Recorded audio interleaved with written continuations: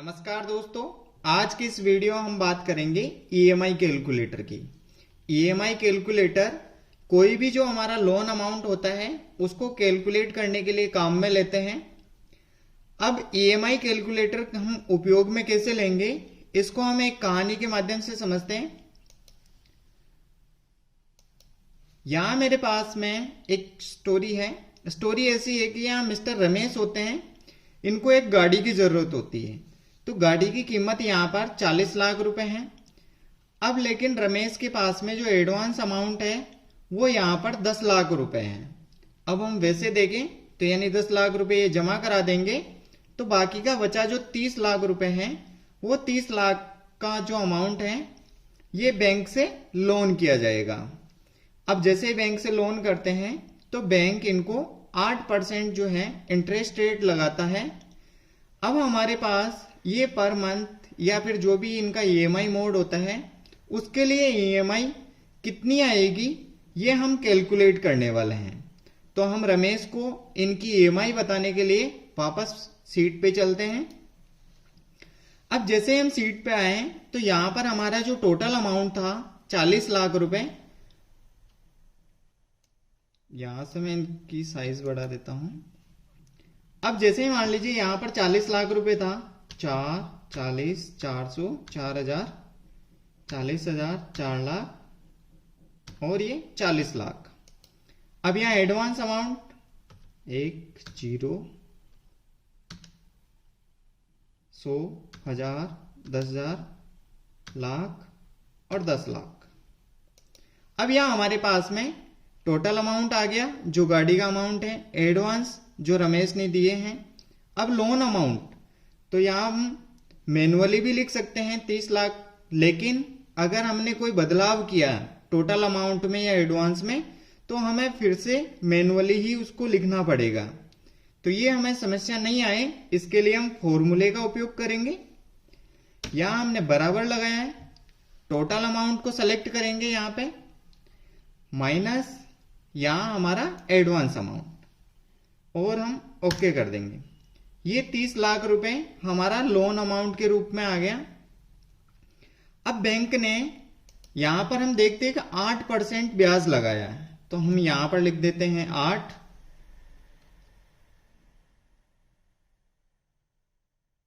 यहां पर हमारे 8 लिख दिए, लेकिन यहां पर हम देखेंगे परसेंट लगा हुआ है तो हम इसको परसेंट बनाते हैं। परसेंट का साइन लगाने के लिए आप Ctrl+Shift+5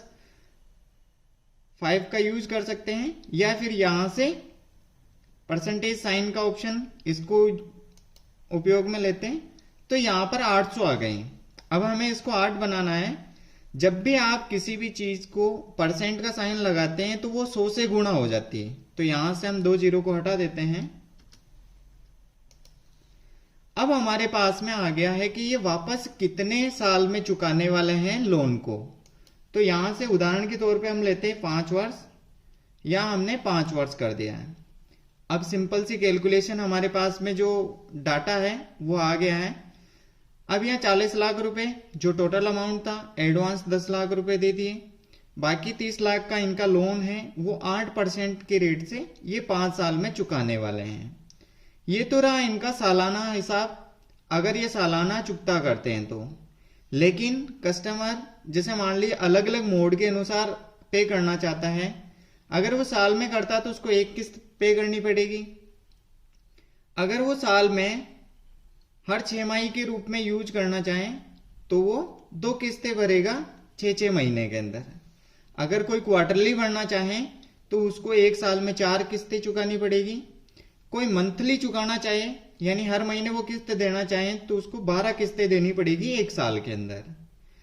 और यहां पर अगर वो साप्ताहिक रूप से देना चाहे तो उसको 52 सप्ताह तक जो है अपनी किस्तें देनी पड़ेगी एक साल में। अब हम ये कैलकुलेशन कैसे करेंगे, तो यहां सबसे पहले जो हम ईएमआई का मोड लिख लेते हैं। उदाहरण के तौर पर जो ज्यादातर लोग उपयोग में लेते हैं वो मंथली लेते हैं, तो यहां पर हम लिखते हैं मंथली, यानी ये हमारा मासिक किस्त आ गई। अब हम यहाँ इस सीरीज में से देख सकते हैं कि हमने यहाँ पर 12 महीने चुकानी है, तो ये वाला डाटा हम यहाँ पर लिख देंगे। वैसे ये सीट आपको सिर्फ याद रखने के लिए है, मैंने आपको समझाने के लिए यहाँ पर टाइप करी है, बाकी आप हमेशा इसको याद रखें। तो यहाँ पर लिख देते हैं हम 12, ठीक है। अब उसके बाद में ये जो हमारे इंटरेस्ट रेट है ये सालाना है, यानी वार्षिक रूप से लग रही है।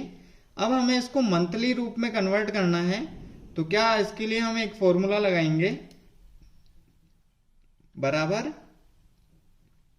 जो हमारे इंटरेस्ट रेट है उसमें भाग देंगे हम। अब भाग देंगे तो हमने मंथली को चूज किया, तो हम इसको सेलेक्ट कर लेंगे और ओके कर देंगे। तो ये हमारे पास में मंथली के हिसाब से रेट आ गई। अब हम सेम वापस टेन्योर के अंदर भी ऐसा ही देखेंगे, बराबर यहां पर जितने वर्ष में ये चुकानी है इसको सेलेक्ट करेंगे। अब यहां पर हम गुणा करेंगे, क्योंकि अगर हम एक वर्ष में देखते हैं तो 12 महीने होते हैं, तो यहां 5 वर्ष के महीने बनाने हैं। तो हम यहां वर्ष को सेलेक्ट करेंगे, गुणा लगाएंगे, उसके बाद में जो भी हम मोड सेलेक्ट कर रखा है इसको सेलेक्ट कर लेंगे और ओके कर देंगे। इस तरीके से हमने ये मंथली मोड के लिए निकाल ली कि मंथली मोड में इंटरेस्ट रेट ये लगने वाली है, और उसके बाद में जो है वो 60 महीने तक ये किस्त चुकाने वाले हैं अगर 5 साल में करें। अब ये हमने फॉर्मूले यहां पे क्यों लगाए, उदाहरण के तौर पे मैं यहां से इसको 8 वर्ष कर देता हूं,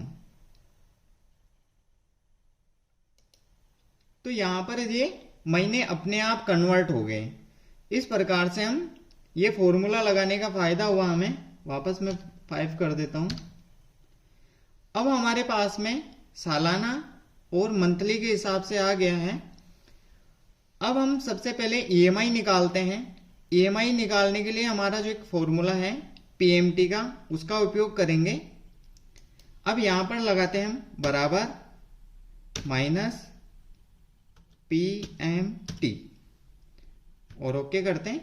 अब यहां जैसे ही पीएमटी को ओके करते हैं या फिर आप मैनुअली लिखें, उसके बाद ब्रैकेट लगाना है, और यहां पर जो सिंटेक्स है हमारा रेट है, एनपीआर है, पीवी है और टाइप्स है।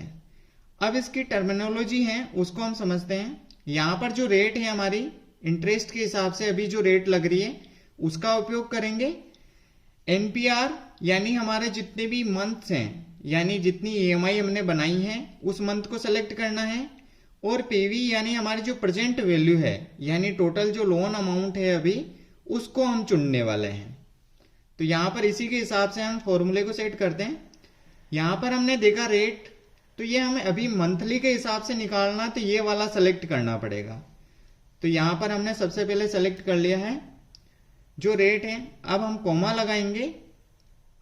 अब उसके बाद एनपीआर यानी हमारा टोटल नंबर ऑफ मंथ, तो ये आ गया हमारा टोटल नंबर ऑफ मंथ, इसको सेलेक्ट किया, कॉमा लगाना है। अब हमारी जो प्रेजेंट वैल्यू है यानी लोन अमाउंट हमारा जो टोटल है इसको हमने सेलेक्ट कर लिया और हम ब्रैकेट क्लोज कर देते हैं। बराबर लगाया हमने माइनस पीएमटी जो हमारा फॉर्मूला है। अब उसके बाद जो F6 है, F6 हमारे पास में जो इंटरेस्ट रेट है इसको चुना मैंने। F7 है तो F7 यहां पर जितने भी मंथ्स हैं आपके उसको हमने सेलेक्ट किया। E5 है तो E5 हमारा जो टोटल लोन अमाउंट अभी है उसको सेलेक्ट किया, और जैसे ही हम ओके करते हैं तो हमारे सामने ये आ चुका है। अब जैसे ये सिंबल है आपको रुपए का, ये कैसे आएगा? अब इसके लिए आपको हमेशा ध्यान, मान लीजिए यहाँ पे आपके पास डॉलर आ रहा है तो आप सेलेक्ट करेंगे यहाँ पर जो डॉलर साइन है या फिर अकाउंटिंग को। यहां से मैं डॉलर साइन के पास क्लिक करता हूं। उसके बाद मोर अकाउंटिंग में जाना है। मोर अकाउंटिंग में जाने के बाद यहां से आपको जो सिंबल है इस पे क्लिक किया, इसको नीचे की तरफ ड्रैग करेंगे।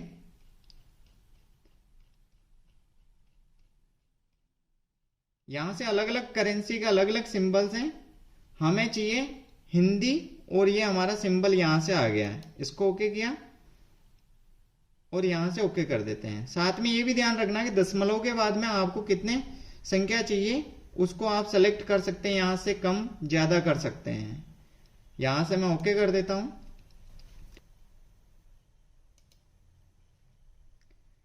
अब उसके बाद में यहां से जो हमारा टोटल अमाउंट विथ इंटरेस्ट है, अब ये कैसे निकालते हैं, यानी जो टोटल 30 लाख है लेकिन 30 लाख में हमारा इंटरेस्ट है वो भी कितना हो गया है वो हम यहां पर चेक कर लेते हैं। तो यहां पर लगाएंगे बराबर, हमारी एक ईएमआई इतनी है।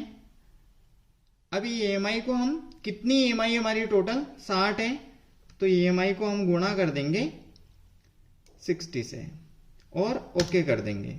जैसे ही हमने ओके किया तो ये हमारा अमाउंट आ गया है यहाँ पे। अब ये टोटल 36 लाख रुपए के लगभग आ गया है। अब हम इंटरेस्ट देखते हैं कि हमारा टोटल ब्याज कितना लगा, तो हम इसको सेलेक्ट करते हैं बराबर, और जो हमारा टोटल इंटरेस्ट के साथ में अमाउंट आया है इसमें से हमारा जो लोन अमाउंट है इसको बाकी निकाल देंगे। तो यहां पर हमारे पास में अमाउंट आ चुका है।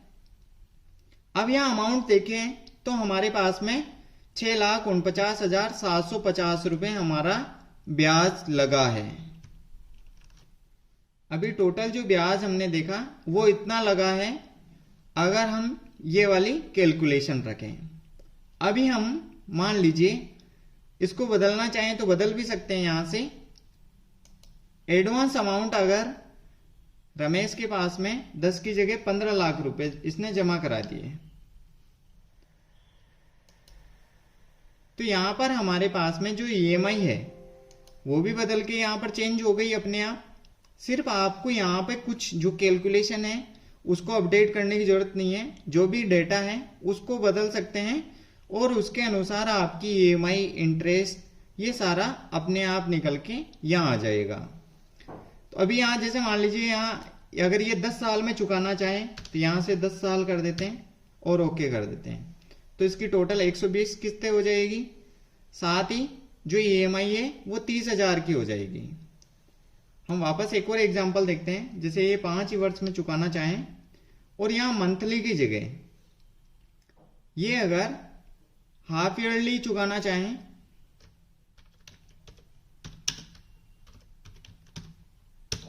हाफ ईयरली, और यहां से हाफ ईयरली में हम देखते हैं 2 और ओके कर देते हैं।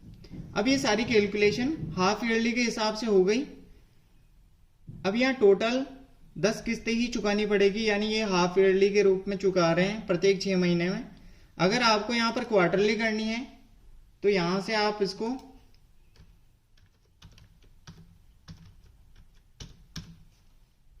क्वार्टरली और यहां पर 4 पे क्लिक कर देंगे। यहां से जैसे ही मैंने चेंज किया तो मेरे पास में ये कैलकुलेशन अपने आप आ गई। यहां आपको क्वार्टरली जैसे हर बार लिखना पड़ रहा है, तो हम इस वीडियो के नेक्स्ट पार्ट में यहां पर ऑटोमेटिक तरीके से ये कैसे आए उसको सीखेंगे। साथ ही इसकी जो पूरी सीट है, अगर हमें ईएमआई की ये 20 किस्तें हैं तो 20 किस्तें कितनी होगी, इसका प्रिंसिपल कितना होगा, ये हम सेकंड पार्ट में सीखेंगे।